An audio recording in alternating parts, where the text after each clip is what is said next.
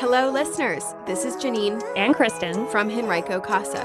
You are listening to our podcast, Vigilant Voices. Living life every day. Hello, listeners. Thanks for joining us for today's episode. Well, and I guess every episode, yeah, that's true, really. That's true. But please know that we love having you with us on this journey to know more about the challenges that face children and families. Yep, in the hopes that one day no child will face continued abuse, neglect, or trauma. Yes. We would love, as we say, to put ourselves out of work at CASA, Yes. because that would mean that children no longer need us to help ensure their safety and well-being. Right. And we definitely hope for that day, but in the meantime, know that children do need us. And so we will keep speaking up for the things that are in their best interest. Exactly. And it is kind of back to school season. And getting an education is clearly in a child's best interest. Right. So I guess that is probably on my mind since we just started school. Yeah. Some people may be groaning, but I am not. Right. I love the structure that comes with the school year. Yes, the structure and stability, and so many good things happen during the school year. And just to maximize, a child's success at school, really, there have to be a lot of good things that are happening at home. Right. What happens at home can, without a doubt, set a child up for success at school. And I guess it could, be detrimental and set them up potentially for not being successful. True. Yeah. And so that really leads us right into today's CASA case story that I wanted to share.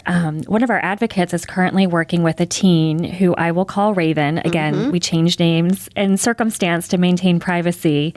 But Raven did not have a successful year at school last year. She did not attend regularly. She was failing her core classes. I think everything but PE is what I saw. And then she was suspended and finally expelled for various behavior issues. And, this entire time, the tone of her caregiver has been kind of, quote, she's doing fine. None of that really sounds fine. No. And I don't really love the word fine. It just seems, Right. It's just fine. Yeah. You don't have to convince me on that. I agree totally. And luckily, her CASA advocate agrees and is now on the case. Which is great. And I know that you will wrap back around to update us on Raven's story at the end of the episode. But, anytime that we see a child that's missing school or not really fully participating, it always begs the question of what bigger things or issues might be going on at home, because school should be something that kids enjoy. Right. I totally agree. So maybe we dive into that question. Yeah. Like, what do children need at home so that they can be successful at school? Great question. And we've talked about this before in a past episode, but there's this concept of Maslow's hierarchy of needs, which we also often reference. And that basically says that there are foundational needs that need to be met, in a certain sequence, right? In order for a child to even reach a point where they can engage in learning. And that's really the basics, but food, shelter, safety, and then security. Yes. And so we know that children need all of those things. But I'm hoping that today we can kind of talk about higher level things, assuming that those baseline needs are already being met. Yeah, right? that sounds good. Yeah, so you're right. Those baselines have to be met. But, then the things that children and teens need might vary a bit because it is going to be based on their age, stage of development, grade level. So maybe first we just kind of go chronologically and talk about our younger kids. Sure. Our little elementary friends. Cute. For these kiddos, first and foremost, I think they need a routine at home. Consistency in their schedule, consistency in what is expected of them. And, that includes sleeping. Yes. Right. And I know that can be hard, but implementing standard bedtimes and wake up times, meal times as best as possible, but eating before school, right, to get everything flowing. Have a snack waiting for them after school. Yeah. And, I would add making sure there's time to play. Love play. Getting outside, moving around, being active. After working at your desk or sitting crisscross applesauce, standing in line, whatever it is, like then they need to move. Yes, definitely. And, because, with the younger kids, they have a lot of energy. Pent up all day. Exactly. Yeah. And if they don't get that out, then how are they going to focus on some of that homework or school assignments, right? Exactly. And really, the purpose of having consistency in terms of sleep and eating and play and all those things is that it helps children feel secure. They know what to expect. They know what's expected of them throughout the day. For example, if they're sitting at school and they're hungry at the end of the day, they know that a snack is coming. So it can kind of calm them down. Like they know what to expect and this will be taken care of. Right. And it's all of the simple things in some ways, but having a routine, to your point, where they know what to expect, I think oftentimes helps with that regulation and focus. Yeah. And I guess one other idea for consistency is in terms of having a quiet area in your home, maybe somewhere that's device free, somewhere that's stocked with paper and pencils and crayons, whatever they need to then have a spot to sit down and do their homework. Yeah, I think in that case, the less distractions, the better. So maybe not setting up that quote unquote quiet area right around the corner from the television. Right. But someplace where they can just escape a little bit and just have some quiet time. Yeah, for sure. And one more thing for our elementary friends, I think the more you can get them reading at home, the better. Absolutely. And that's not to say reading more for school or pushing them to progress to a higher, reading level. Sure. The teachers that I know, we know, it's really about fostering the love of reading. That it's part of just what they do and they enjoy. Right. Because it's just about their comfort level, right? And if their comfort level with reading grows, that's a good thing. Exactly. And our libraries have become amazing places, and take the kids to the library to quote unquote play and explore, but choose a book that they wish to read. Right. They could read to you or to their sibling or to their pet, just my favorite. I used to make my kids read to their Elf on the Shelf. That's funny. That works. That's great. But, reading is oftentimes an escape, for all of us, Yep. And so it grows creativity and imagination. So fantastic. Yeah, I love that. Okay, so just to kind of recap, for our elementary friends to be successful at school, we've talked about 1, creating a consistent schedule at home.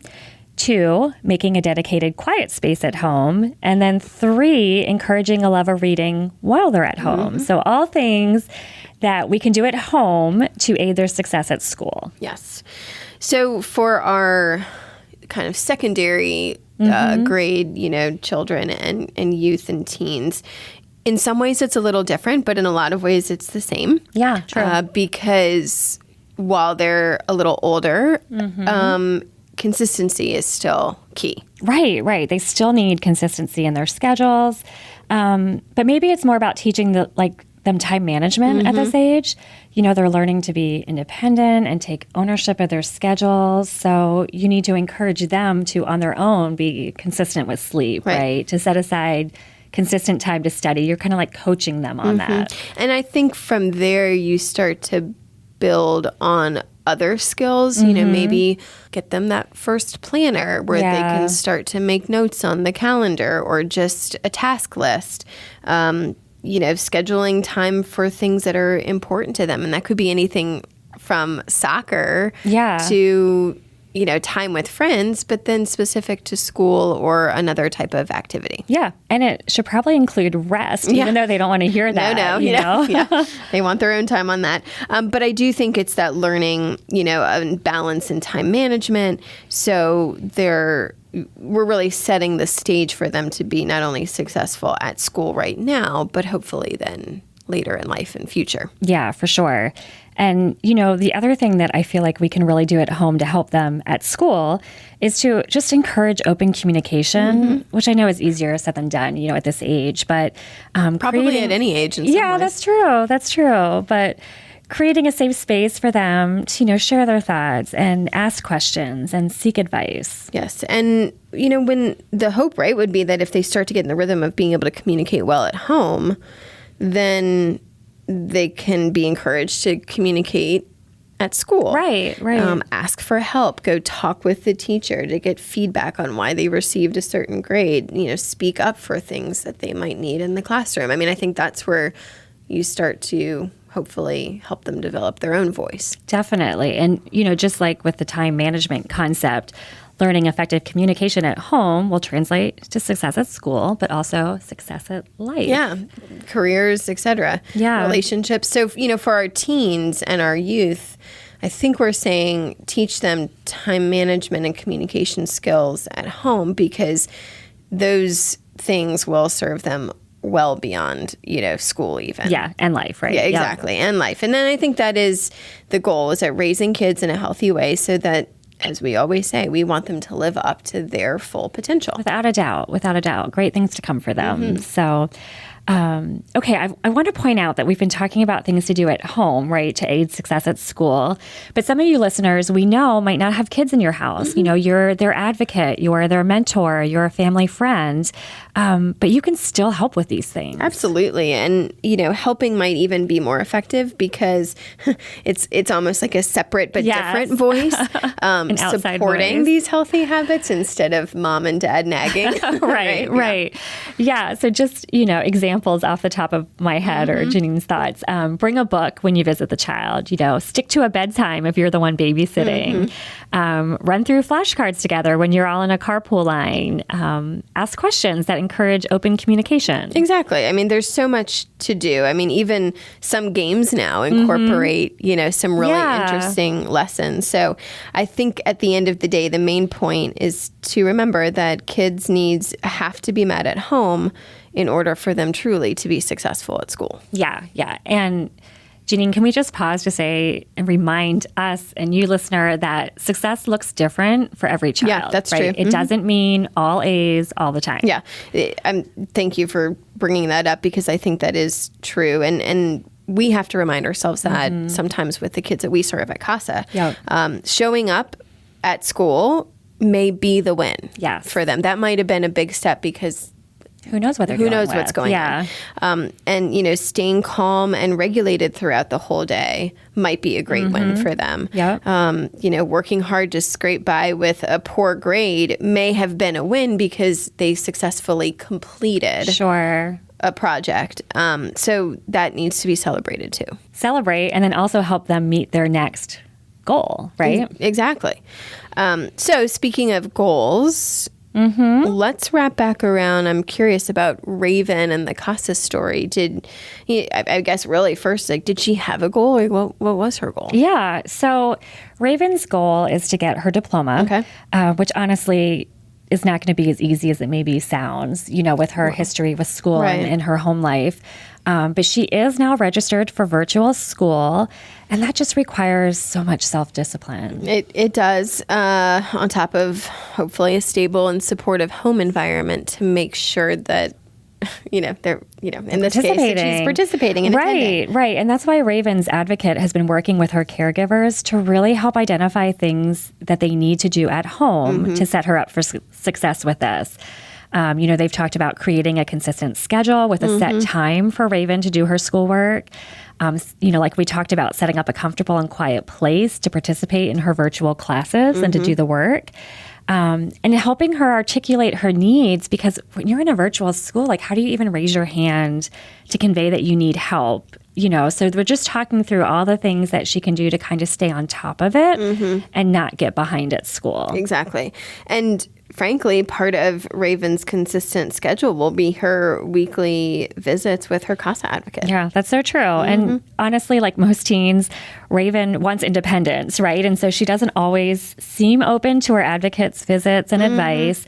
But she does acknowledge that her advocate seems to want the best for her and must care because she keeps showing up every week. Yeah, and that alone, as we know, is half the battle. Yeah. And I think even if, especially for teens, if they're not necessarily openly, seemingly, accepting, just knowing that someone cares can absolutely be transformational, even if they don't tell you. Yes. So, listener, our call to action, We talked a lot about consistency, which can sound so formal, right? In the sense of having like this strict schedule, but let's kind of get away from that. What about having consistency in terms of being positive voices? Make a standing date with a child in your life so that you can offer consistent positivity to them. That sounds fun. I mean, it could be weekly ice cream, standing, I don't know, FaceTime call. Sure. I think it would just have to be something that, you as an adult, right, could really stick to. But then if you can, add it to the schedule. Yeah, and you will both enjoy the consistency of that time together. Thank you for listening to Vigilant Voices, Henrico Casa's new podcast. We have a vision for all children to live in safe, healthy homes. You can help us make that happen. Tell a friend about our podcast and find us on social media. I believe in the better days.